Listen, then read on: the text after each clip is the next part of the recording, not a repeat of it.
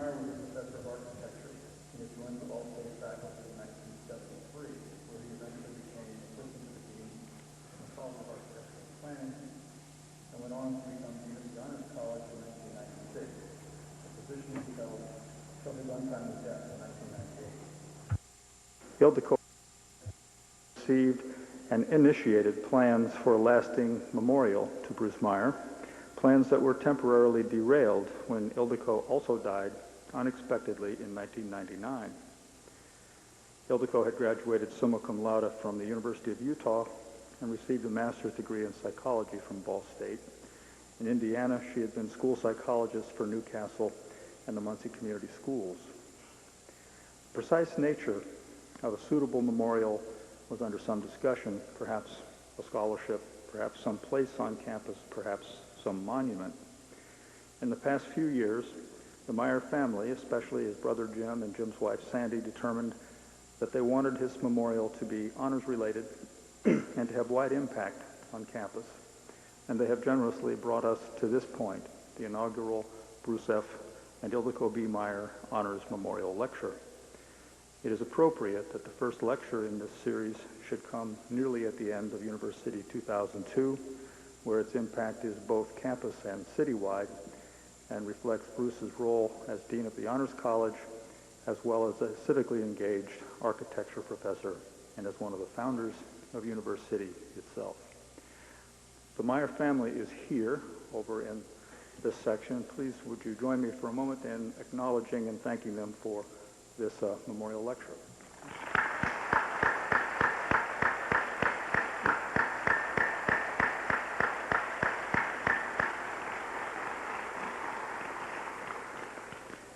Professor Bharati Mukherjee was born in Calcutta, India, into a wealthy Hindu Brahmin family.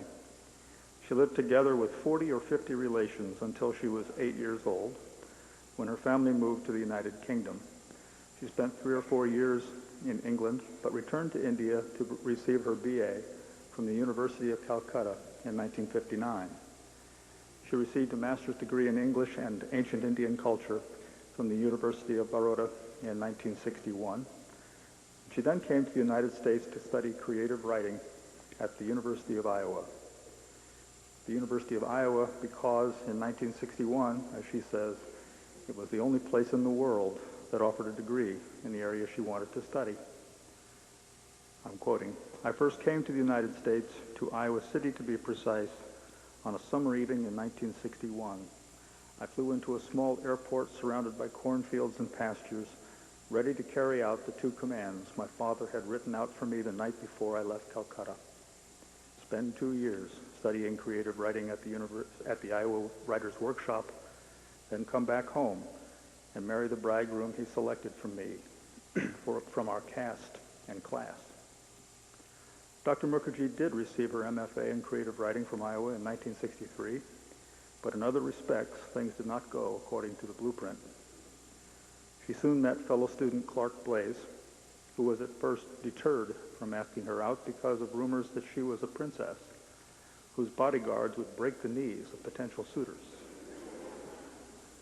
But after a short courtship, and just as her parents were arranging an appropriate betrothal to a Parisian nuclear scientist of the proper caste and class, she and Blaze were married over a noon hour. Quoting again, "It was my first day as a teaching assistant. I did my first class as Miss Mukherjee and my second class as Mrs. Blaze. After only 39 years, you wonder if this could possibly last." Dr. Mukherjee went on to earn her PhD in English and Comparative Literature from Iowa in 1969. By that time, however, her very trying 14-year sojourn in Canada had begun. She returned permanently to the United States in 1980 with her husband and 2 sons. She had already established herself as a writer of both fiction and nonfiction, including a nonfiction book, Days and Nights in Calcutta, co-authored with her husband. She and Clark Blaze co-authored a second book in 1987 following a year of investigation into the 1985 terrorist bombing of an Air India flight on its way from Toronto to Bombay and the aftermath of that disaster. A short story based on that event, which at least some of you have read in your Honors Global Studies class, The Management of Grief, was part of her prize-winning collection, The Middleman and Other Stories, published in 1988. Jasmine, which many of you have read, was published in the following year. She published Holder of the World in 1993, Leave It to Me in 1997, and her most recent novel, Desirable Daughters, appears this year, an intricate exploration of family relationships and cultural identities, all framing a mystery of increasingly complexity. Her technique is not always easy, and I was intrigued by an interview in which she discusses her love for Mughal miniature paintings. These are small, elaborately bordered and intricate paintings of multiple stories all going on at the same time. Dr. Mukherjee describes them as, quoting, paintings that are crowded with narrative, sub-narratives, sometimes meta-narratives, so taut with passion and at the same time so crisp with irony. But all the strands cohere, that's what's amazing. Until recent decades, Eurocentric art criticism dismissed Mughal miniatures as unsophisticated, as lacking mastery of perspective. The point is that Mughal artists had developed a Mughal aesthetic. They preferred to work with many points of focus. She goes on to draw, by now the clear inference that I'm making for her own art, I like to move narrative by indirection to create apparent lumps and spills along the storyline. To analysts of her work, Dr. Mukherjee resists mechanical and simple labels like multicultural and post-colonial and anything with a hyphen. Her characters deal in one way or another with the immigrant experience, finding a new identity in a new place, coming to grips with the notion of an outsider becoming an insider, if I can pick up a theme from this year's Ball State Freshman Connections. She resists identification as an Indian writer. She defines herself as an American writer of Indian origin, writing of the diasporic and immigrant experience. A final biographical tidbit of cultural assimilation.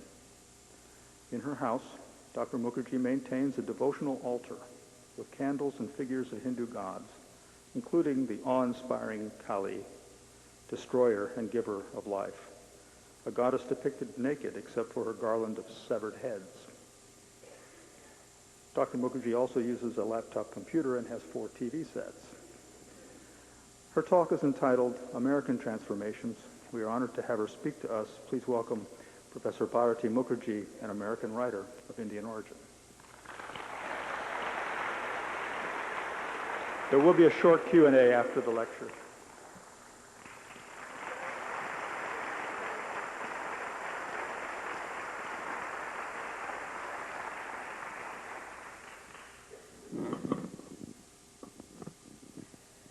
I'm delighted to be in Muncie, and I've had a very full and very energetic day so far, and I want to thank the organizers who have brought me here, and especially the Myers family for making it possible for me to meet you, talk to you. This, you realize, is a daunting room, and I'm going to lessen the dauntability by mixing chatting with you, reading bits of the formal essay I actually wrote, and illustrating my ideas with very short clips from 3 novels. Is that echo bothering you? Am I too close to the mic? Okay. I wanted to locate my talk tonight very much within the topic of the focus of this series. In other words, I want to talk about American transformations, meaning my personal transformations and this country's, our country's transformations in the context of communities. I want to talk about the communities that I have escaped and the communities that I have latched onto or invented. So the redefinition of community in my own life and that of the nation. It seems to me particularly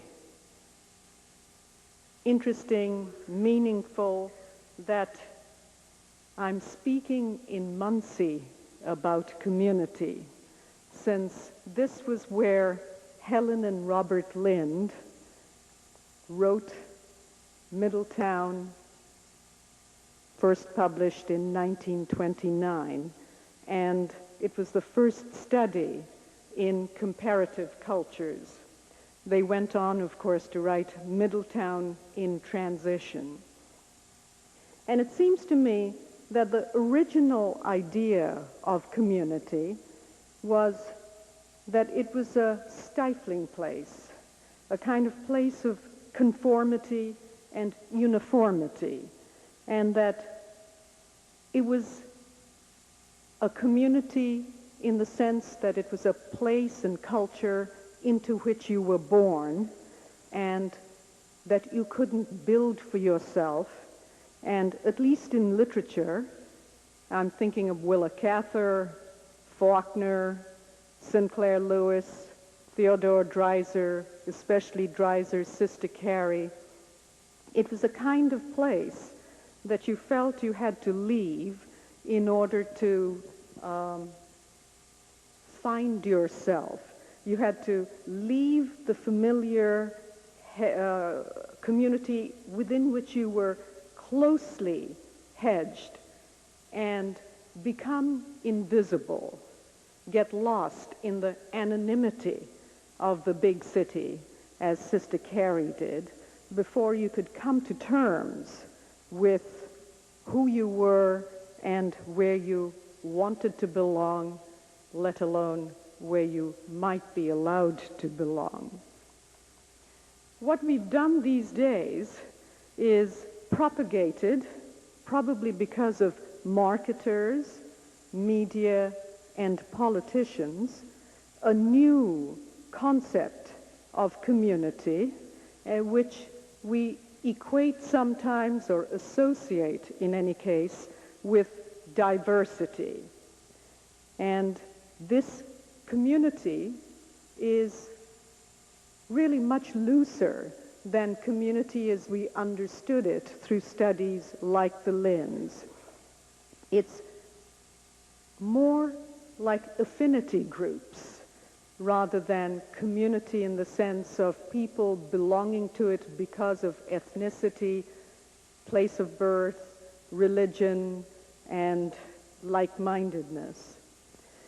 I have a lot of trouble, not a lot of trouble, but some dissatisfaction with this looser definition of community, because it tends to lump very, very disparate groups together. For example, I am inevitably trapped or dumped into a community called Asian community that I'm expected to write about, or the South Asian community. And that's what I've tried to, that's the kind of label, category, close definition, overly close definition of community that I've tried to bust in my writings and public speeches, because it misleads people into expecting an ethnographic study out of fiction writers like me.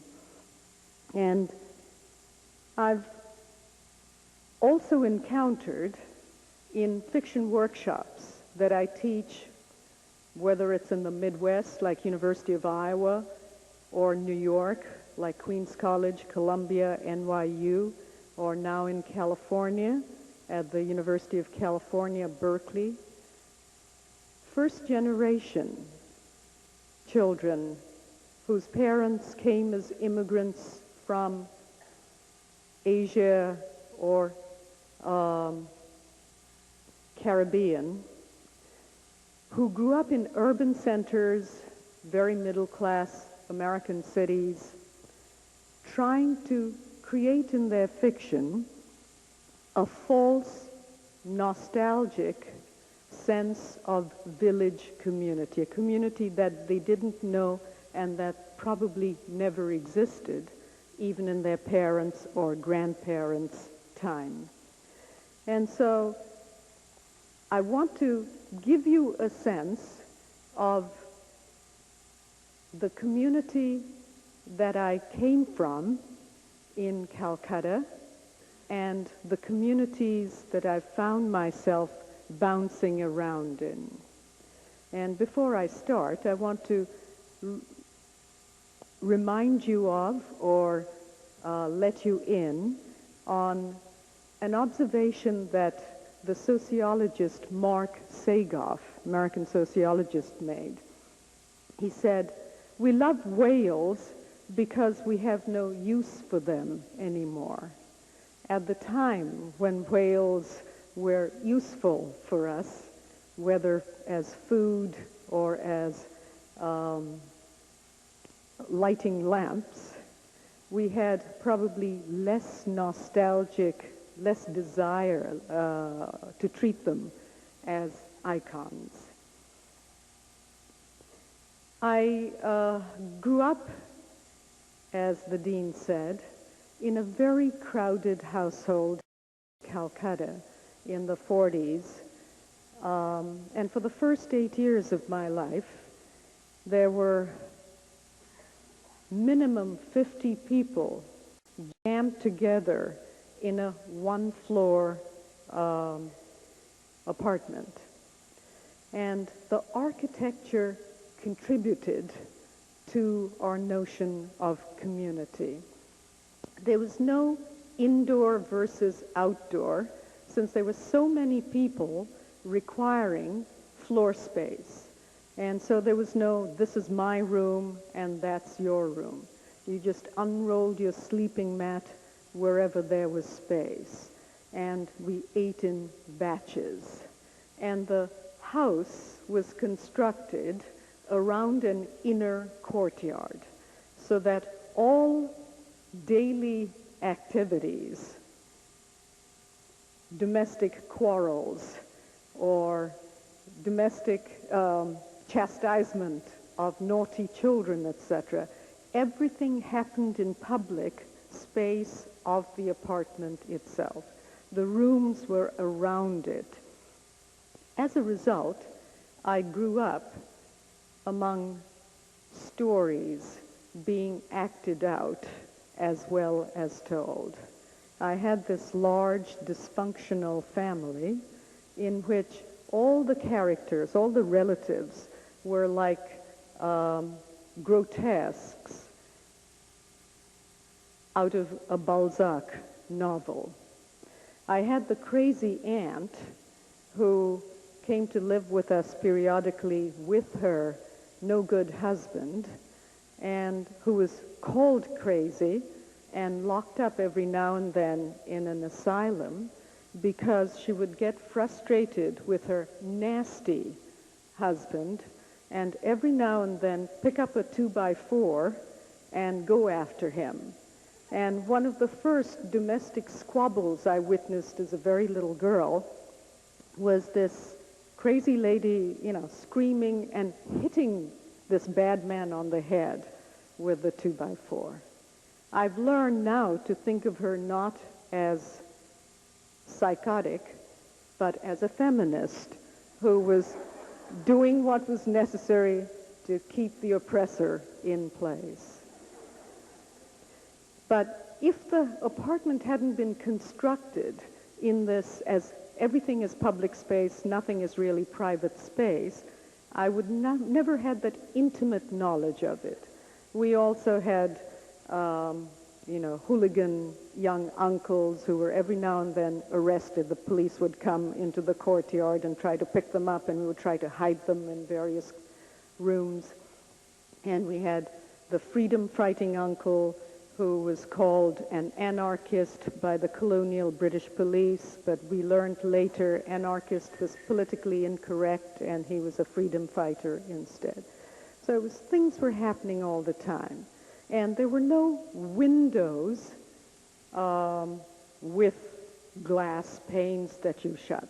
there were iron bars that thieves would come once a month to try and pry open and shove in long sticks and try to steal your clothes, especially if they had wallets with money in the pockets of these clothes.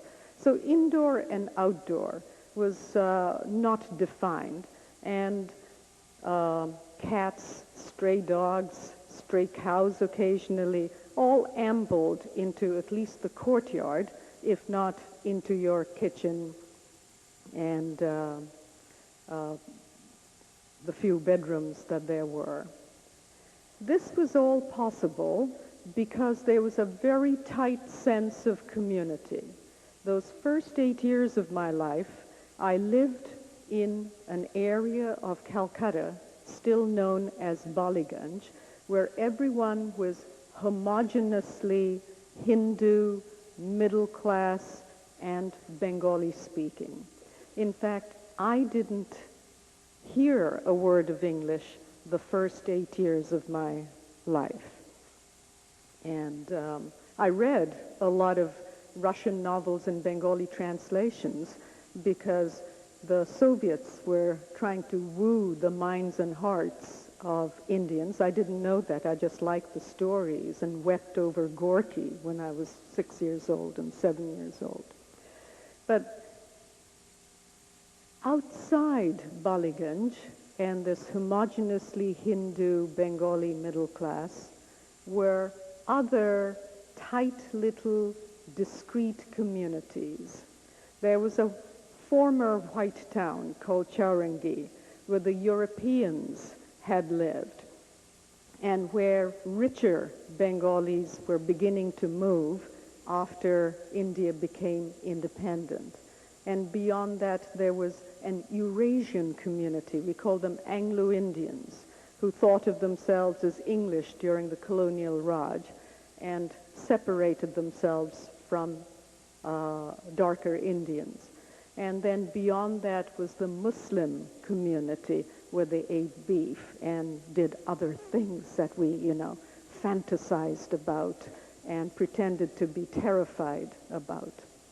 Archipelago of communities that were demarcated very clearly by streets. In my Ballygunge, there were no gardens. All the houses grew straight off the sidewalk.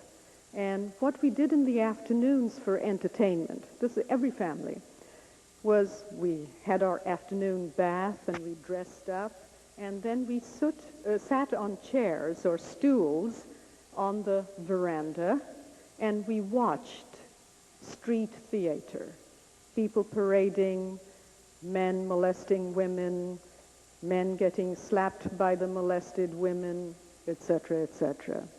The entertainment was pure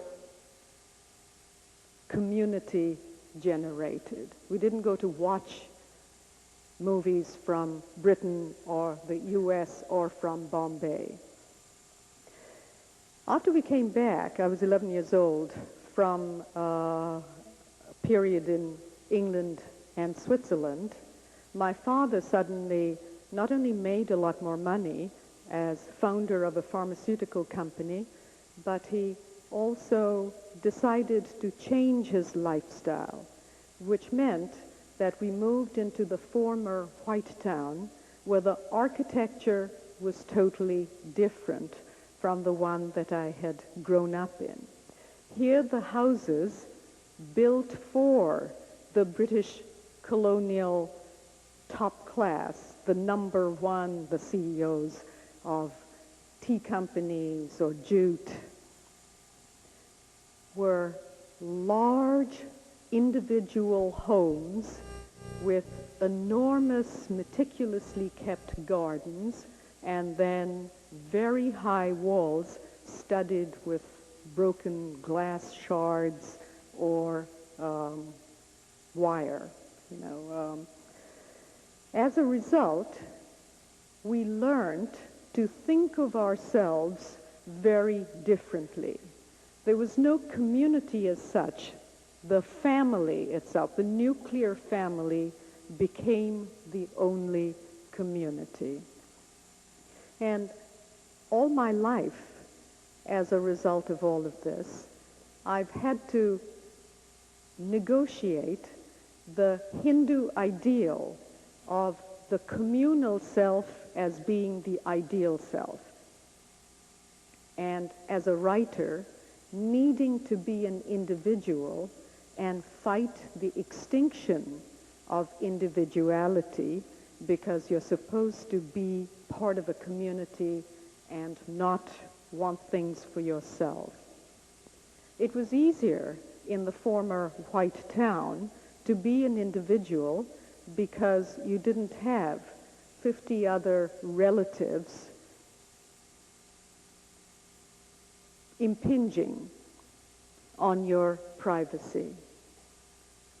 But you couldn't escape the other, even in this privileged area, because Calcutta is so crowded, Calcutta is so various, and immediately outside these thick walls with their guardhouses and posts for keeping out the other were shacks. They used our walls as support system for lean-tos, and they built their shacks around our houses, and generations of people lived on sidewalks or on the edge of ditches surrounding these big mansions. So there was a sense of community that meant you artificially guarded who you were and kept everyone away. Instead of inside and outside flowing through, suddenly this is inside and we're going to keep those we don't want out of here. And it was that kind of community, in the sense of I was who I was because of where I had been born, which family, which caste, which region I had been born into, that I was eager to escape and took advantage of when I got my scholarship to study at the University of Iowa.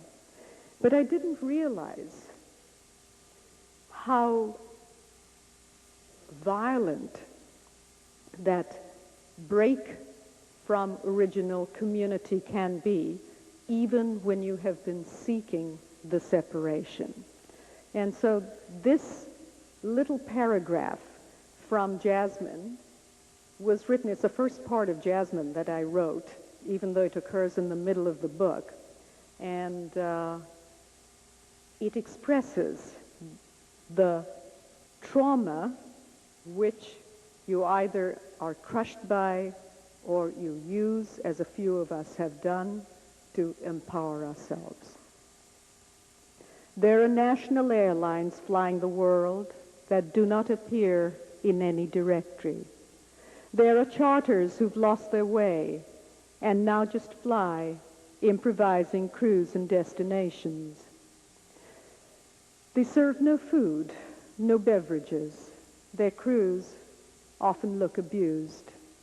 There's a shadow world of aircraft permanently aloft that share air lanes and radio frequencies with Pan Am and British Air and Air India, portaging people who coexist with tourists and businessmen. But we are refugees and mercenaries and guest workers. You see us sleeping in our airport lounges. You watch us unwrapping the last of our native foods, unrolling our prayer rugs, reading our holy books, taking out for the 100th time an aerogram promising a job or space to sleep, a newspaper in our language, a photo of happier times, a passport, a visa, a laissez-passer. We are the outcasts and deportees, strange pilgrims visiting outlandish shrines, landing at the end of tarmacs, ferried in old army trucks, where we are roughly handled and taken to roped-off corners of waiting rooms, where surly, barely wakened customs guards await their bride. We are dressed in shreds of national costumes, out of season, the wilted plumage of intercontinental vagabondage. We ask only one thing: to be allowed to land, to pass through, to continue. We sneak a look at the big departure board, the one the tourists use. Our cities are there too. Our destinations are so close, but not yet, not so directly. We must sneak in, land by night in little-used strips. For us, back behind the rope, in the corner of the waiting room, there's only a slate and someone who remembers to write in chalk, "delayed," or "to be announced," or "out of service." We take another of our precious dollars or Swiss francs and give it to a trustworthy-looking boy and say, "Bring me tea, an orange, bread." What country, what continent? We pass through wars, through plagues. I'm hungry for news, but the discarded papers are in characters or languages I cannot read. The zigzag route is straightest. And so either this incredible journey of pulling oneself out from home country, from country of birth, and relocating oneself in a country not necessarily of choice in the case of political exiles or economic refugees. This process of unhousement and rehousement leads to feelings of expatriation, isolation, alienation, or empowering immigration, the freedom to say, I can choose where I want to be. I can choose the community to which I wish to belong. But never, never doubt that this is a painful, violent experience. And it took me 15 years to actually work through where I want to be and how important pursuit of individual happiness was for me, as opposed to the safer life, fortressed life of predictability and at least modicum physical material comfort in the world that I thought I wanted to escape. Those 14, 15 years of working things through were particularly difficult because I was living in Canada through the late 60s and all through the 70s at a time when Canada had a theory or the mosaic model of putting out the welcoming mat to immigrants and considering itself superior to the U.S. in its degree of compassion towards immigrants, but at the same time not having a constitution and therefore often treating non-European immigrants as not really part of the Canadian community.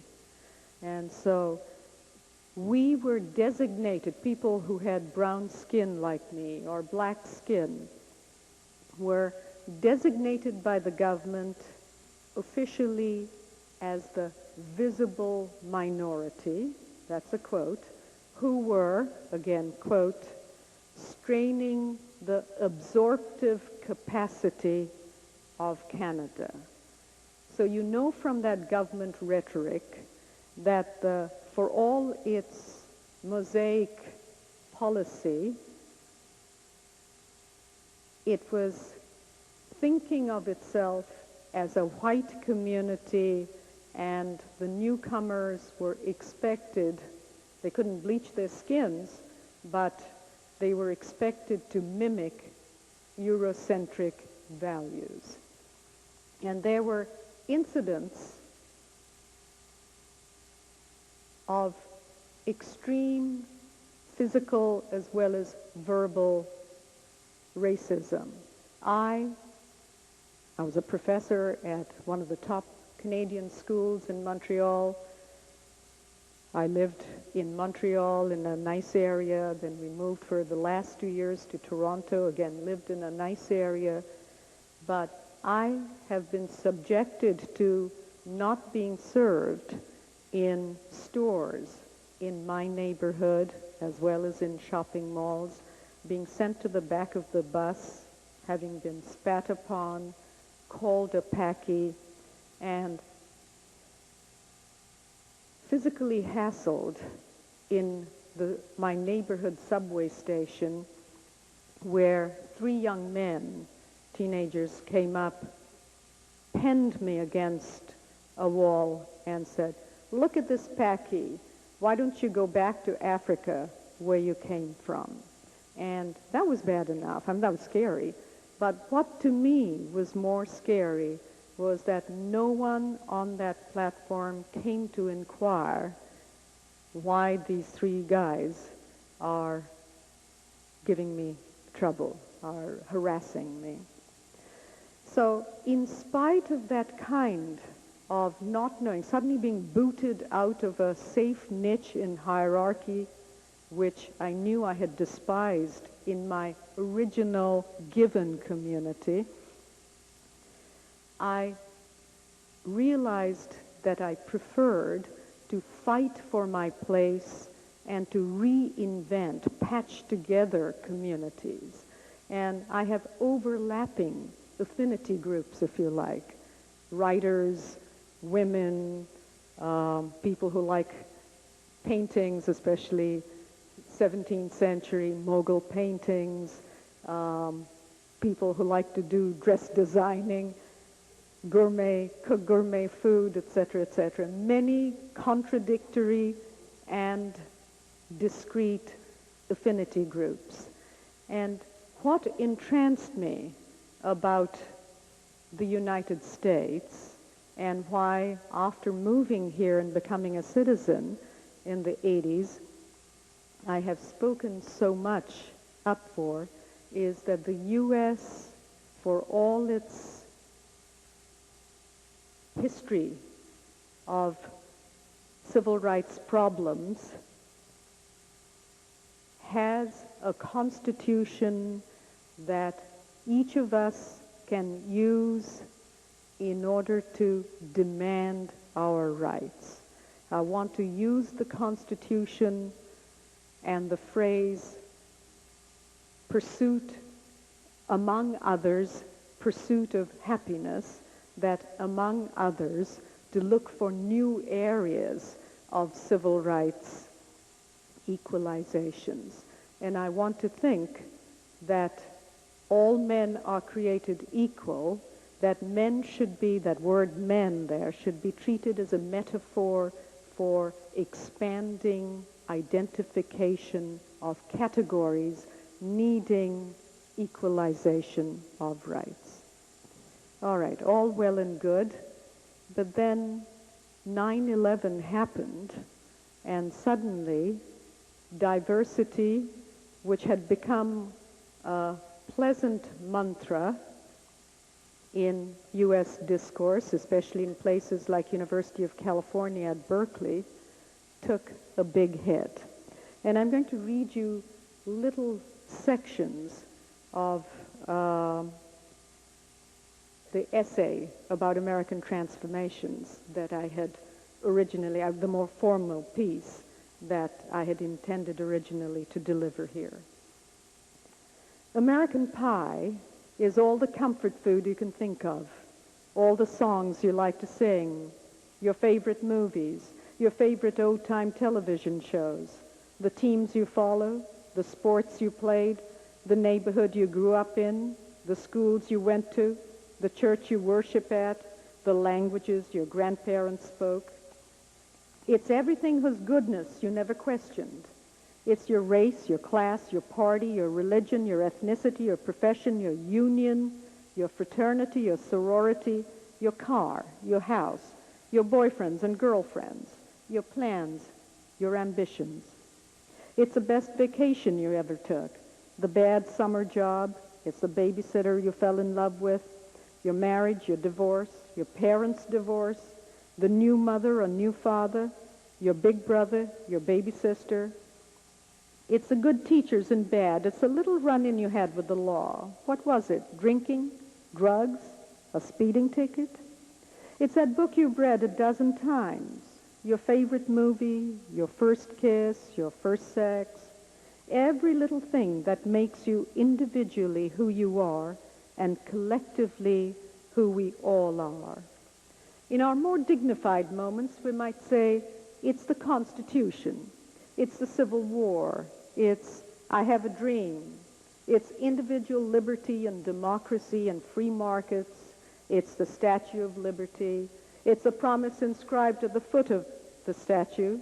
Give me your poor, your huddled masses.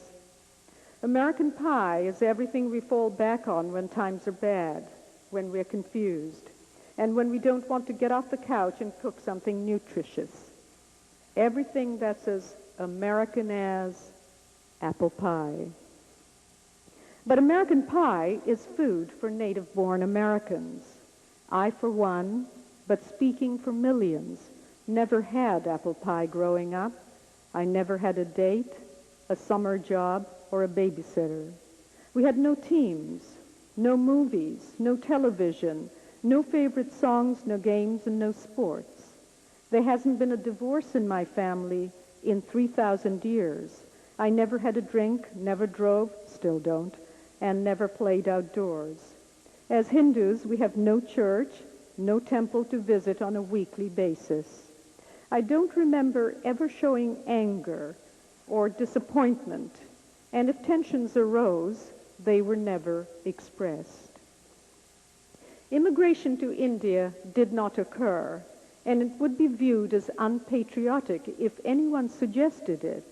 Why would anyone invite strangers into his home and ask them to stay? What impurities would people of different races and religion and backgrounds introduce? Hadn't Indian history had enough of foreigners? Hadn't they destroyed what they couldn't steal? What sane country would want the poor, the alien, and the wretched refuse of your teeming shores?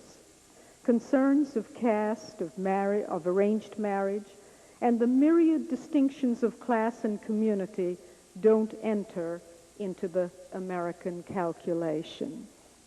And even though I hadn't earned the rights to membership in the American community, I felt until 9/11 that I could demand and be accorded a part.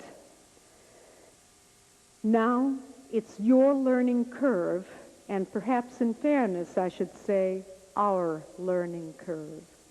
Until September 11th, the mutual accommodation had been proceeding smoothly. I'd learned the songs, the sports and movies, and joined a political party.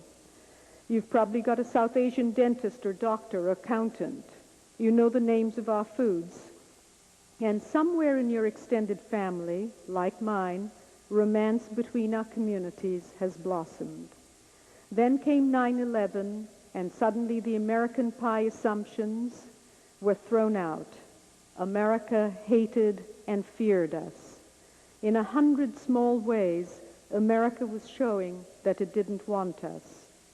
Thomas Friedman, in one of his many valuable recent columns in the New York Times, said that the job confronting America in the post-9/11 reality was getting back to normal.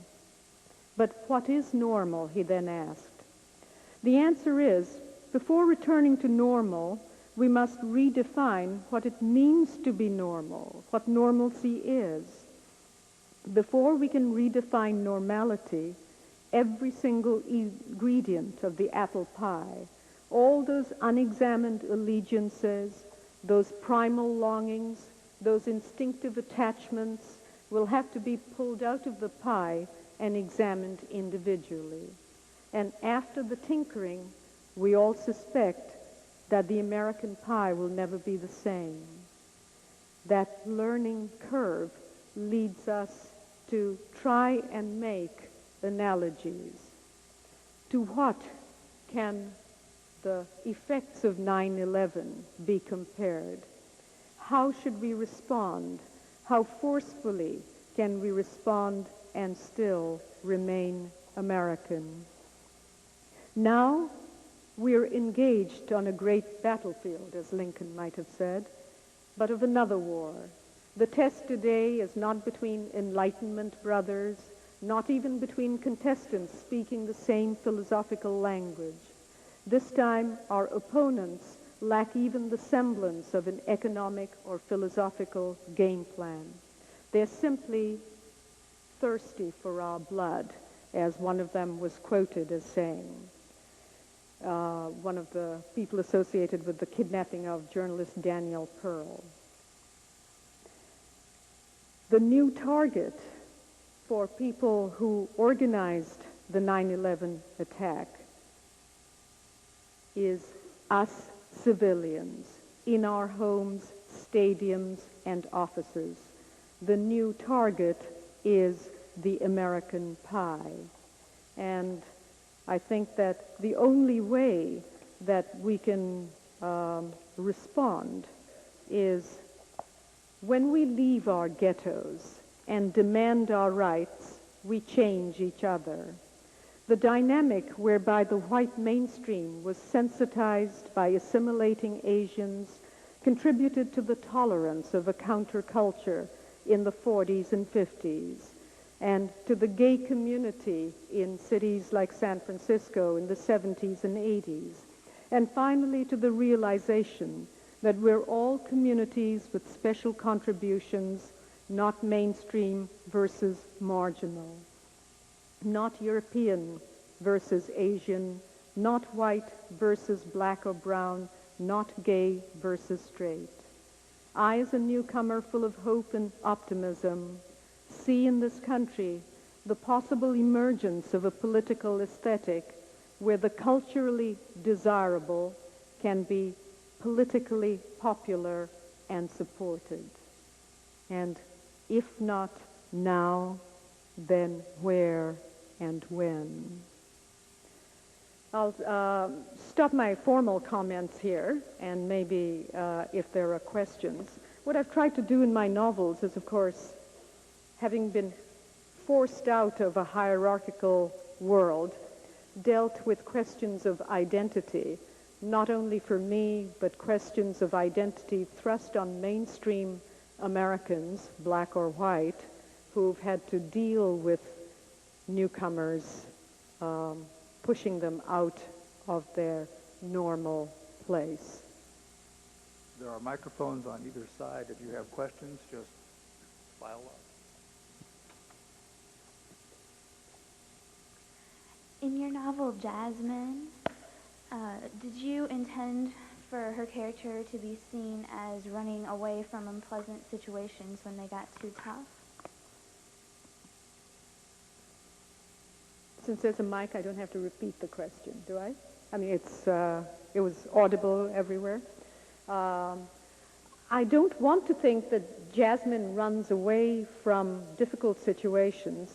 What Jasmine in the novel wants to do is try out different identities as she escapes from the person that she was forced to be because she was born into a poor family and lower caste in an impoverished village in the Punjab.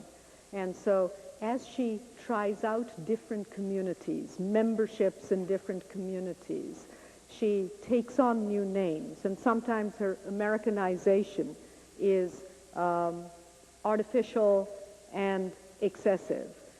just as the name implies, when she calls herself Jazzy or Jace. And some of the incarnations that she wants to escape are when the old-time melting pot exponent, the blue-eyed blonde Lutheran banker, who's her lover in Iowa and protector, wants to change her name to Jane because he doesn't want to deal with her exoticness, her differentness. So I want to think of Jasmine as being the kind of, in some ways, foolish, selfish, reckless pursuer of happiness. And in that pursuit, she's hurt a lot of people, psychologically, emotionally, as well as physically, in the case of this poor banker who is shot by a farmer on whom he's going to be foreclosing. But escape is not her mantra. It's what more is out there? What more can I find? I have a question. In discussions in class, there's been a lot of, not exactly controversy, but a lot of talking about controversy. Well, yes, but a lot of discussion about the ending. And I want to know, how did you come to write the ending where she leaves Bud? Oh, this is a very, very interesting question to me, because I didn't know it was going to end the way it did. I finished all but that last scene, and I went to bed, and at night, Jasmine said to me, I'm not going to hang around here with the man in the wheelchair. He was very nice, but I don't want to become Jane. There are other adventures waiting for me. And she's really, in a non-sexual way, in love with the Vietnamese adopted son, who's not that many years younger than her. And so I had to find a way for her to go off to California. She didn't want to become like her mother, another slave to an older, bossy man. She didn't want to want her life to be that of a caregiver and nothing else. So the former lover from the physics professor from Columbia found his way to Iowa, and I felt really terrible for this man in the wheelchair. So I brought back the ex-wife so that he'd have someone to look after him, wheel him around, to make it a little bit more palatable to the reader who wouldn't understand Jasmine's psychology, perhaps. And then I had her, like, there are more things to see out there. And I was constructing a new kind of American family, a new community, family as community, where no member of the family is related to each other by blood, but it's a very different model than Father Knows Best or Leave It to Beaver. I have a question. Was the novel at all meant to be biographical, and if it was, like, what aspects? I could pretend it's autobiographical because I'd like to have been Jasmine. I'm very, very fond of this character because she's so gutsy and she just does awful things without thinking about it first. I'm trapped into inertia by self-consciousness. But emotionally, she's the person I'd like to have been. She's my alter ego. But the facts of her life are very different. I'd also, by the way, just finished a non-fiction book on the terrorist bombing by Khalistani Sikhs of an Air India jet full of Canadian citizens of Indian origin. So I was very up on that terrorist activities, the cells in Canada and U.S. How much and what kind of research did you do about young immigrant girls and, like, what happened with Jasmine and how she was raped and how she was snuck in and how Yeah. How can you justify? All right. How much research went into the writing of novel? Because I've hung out in universities and I have access to terrific libraries, whether it's necessary or not, I find myself doing an awful lot of research. The routes that illegal immigrants take was easy for me because I'd worked with the Ontario Human Rights Council and knew many of the devious ways in which immigration laws were being defeated or skirted by undocumenteds. And I also knew the kind of horrors that were perpetrated on the journey, and that the routes taken by South Asians were not always the predictable ones via Europe. But the more interesting research to me was about the Caribbean caregivers, whom I call day mummies in the novel, who take up only 1 or 2 paragraphs. But I read every published article and unpublished dissertations available from New York institutions, New School, and so on, in order to get that sense. And not only did I live in the building in which that scene is set, but the rage and conflict between white feminists, professionals, whose children were being looked after by Caribbean housekeepers who had left who were like indentured laborers, and who had left their children in the care of relatives back in the islands. And so without knowing it, I was anticipating the Zoe Baird situation. Do you believe that the characters within your novels, in a way, serve as vehicles in order for you to discover more of your identity? I don't know if it is to discover more aspects of my identity, but they all come from me. I want to think that I am larger or different from all of them, but they are exhibiting different aspects of my life, or they're embodiments of my thinking through certain problems. And that the villains get as much of me as do the good guys in the novels. The trick about writing is that you can't have black and white characters. You can't have like all bad and all good, all victim and all victimizer. And so my best lines really go to the bad guys. In class, we've had discussions, or it was brought up, that the sequence with half-face, was that meant to be like a fantasy, or was that actually meant to be real? Oh, it's meant very much to be real. But the way that the guy got to be half-face in the novel was because I was in New York attending the trial while researching the book on terrorist activities and cells. I was attending the trial of a terrorist who was arrested and is now in jail for having had plans to blow up railway tracks, pollute water systems in India and so on, and he was caught in Texas. Anyway, and the FBI person who was testifying against him in court had half his face gone because he had been a demolitions expert in Vietnam. And he had this snake-like body. It was all muscle, all wriggling. I was so fascinated by this guy, that when I came to write the coyote figure, the captain of the illegals' boat, I found myself using him.